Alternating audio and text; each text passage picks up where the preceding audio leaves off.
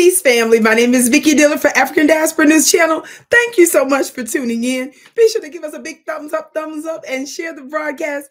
Thank you so very much, family. That helps us so much spread our message. And how many of you all know that's so important? Because we are your counter voice to the voice of the oppressive class.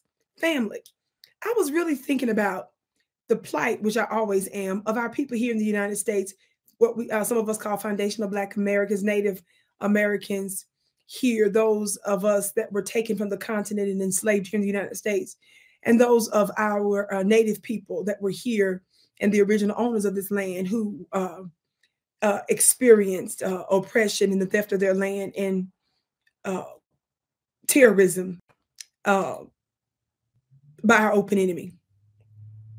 And I began to think about those that are in power, particularly different women like your Hillary Clinton, that had everything to do with pushing an anti-Black law some years back when she labeled Black boys in particular super predators.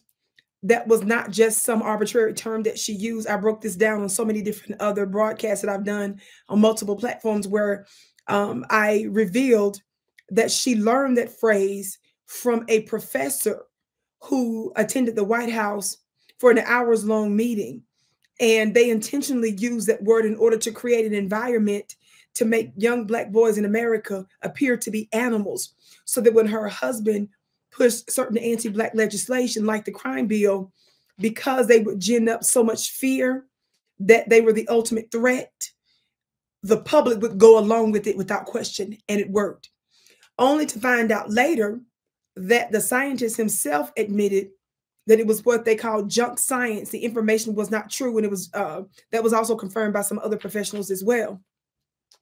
Family, Hillary Clinton has this energy about her that doesn't mind unaliving large numbers of people. Of course, how many of you all remember when she bragged and laughed about the U.S. participating in the assassination of Muammar Gaddafi? Y'all remember that, right? In an interview. Think about that energy. Think about current high-level U.S. diplomat Victoria Nuland. She has been working in the U.S. government for many, many years under different titles. She just recently received another promotion. But I'm reminded of something that one of the Kremlin spokesmen, Dmitry Peskov, said about her. But before I read that, I want you to hear this very brief clip from a Black professor where she reminds us about a particular law that was passed. It was called the Casual K Act. I won't say the word, but basically Unaliving Act in Virginia. And listen to what she says here. 1700s, there was an act called the Casual Killing Act in Virginia. And what this was a law that said that if you killed someone, Black, as a result of correcting them, but it would not be considered a felony, but anyone accused, so giving that punishment, would be basically free of any punishment or any wrongdoing, called the Casual Killing Act. Stay with me. That means you were beating people to death, essentially. What we're talking about here is folks that were beating people to death to such a degree that you had to create a law to protect you from it. Now then, of course, if one looks closely, we go, who then were they trying to protect that was beating someone to death so frequently that you needed a law to protect them? And that would be white women who were beating Black children to death. Because, well, whose children were they really? My people have experienced this type of planning and plotting and legal maneuvering to cover them, to justify them taking the lives of our people. It's not surprising that we would see Hillary Clinton talk like she talks, right? It's not surprising that we would see Victoria Nuland have the very casual, condescending attitude about literally destroying multiple lives throughout Ukraine and being part of coups from many years ago, long before of the present brouhaha with Russia and Ukraine. In this piece, Mr. Dmitry Peskov from the Kremlin, a spokesperson for the Kremlin, said that Russia called the U.S. the primary source of international tensions after Washington expressed support for Ukrainian strikes in Crimea and accused Russia of war crimes. He specifically said, watch this, the swipe comes, it says, after Undersecretary of State for Political Affairs, this was an article from a few months ago when she had that title. The swipe comes after Undersecretary of State for Political Affairs Victoria Nuland said last week the U.S. supports Ukrainian strikes against military targets on Crimea, which Russia annexed from Ukraine, it says, in 2014. I don't want you all to forget that the U.S. was directly involved in a literal coup in Ukraine in 2014. So the events that we've seen play out over the past couple of years stems from 2014. And to be honest with you, some of my research shows even before then. But for sure in 2014 or thereabout, the United States, by and through Victoria Nuland, primarily assisted in a coup. Instead of respecting the democratically elected president of the Ukraine at that time, the U.S. is the one that was behind pushing a pro-American agenda to get their guy in. Some of you may or may not remember this, but Victoria Nuland made the headlines some years ago when she was caught in a leaked audio saying blank the EU. How many of y'all remember that? So when we see folks like her, Victoria Nuland, the Hillary Clintons, and if we want to get into, for example, some of our international allies, their international allies, for example, Miss von der Leyen. How many of y'all know who I'm talking about? Miss von der Leyen, Ursula von der Leyen of the EU. In some circles, some folks call her the European Hillary Clinton.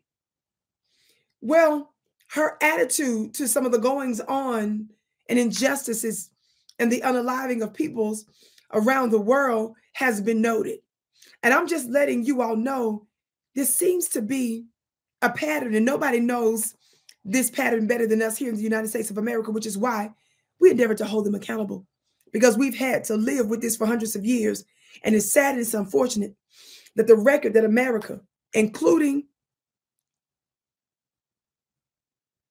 the female oppressor, has shown to be equally as harsh. In fact, in some instances, some might argue even worse. There is, in fact, a book that I would often refer to some time back that a Black professor wrote, Stephanie E. Jones Rogers, entitled They Were Her Property. It's a very good, very, very powerful piece. It talks about how white women as slave owners in the American South.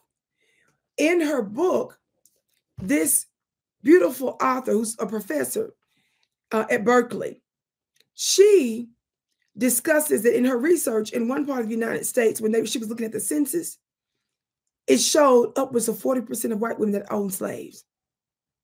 She discovered some very disturbing information when she had testimony. She uncovered certain testimonies from the formerly enslaved that talked about just how wicked their white slaveholders were. There was evidence that showed that it was she that was responsible for setting up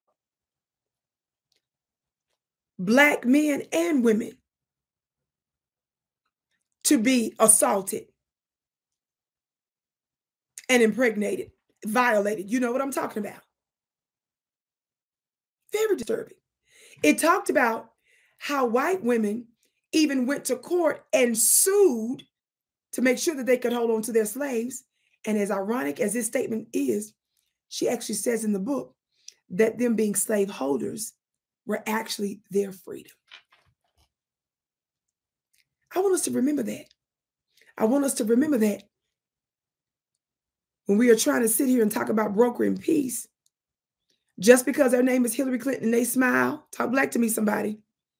Just because you're Ursula von der Leyen and you got this little position over there and you skip about the planet, mess making, and you smile a little bit and your hair is perfectly coiffed with your two-piece pantsuit on, that does not mean that they don't have some kind of a crazy agenda. Just because you have a little soft baby voice, but still look somewhat strange when you go to pushing your policies, Victoria Nuland. Remember, we must not look at just merely the outward appearance. In fact, that's a primary weapon of our open enemy.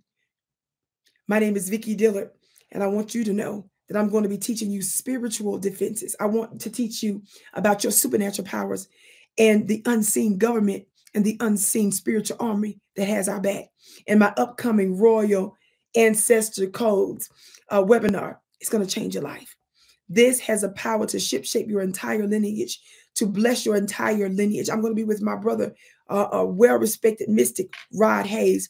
We're going to break it down to you. We're going to specifically talk about how the Vatican came to power, but they came to power after they stole the sacred sacerdotal secrets of Black ancient prophetesses and how that divine seat was always ours. And I'm going to be talking to you about how we can take it back.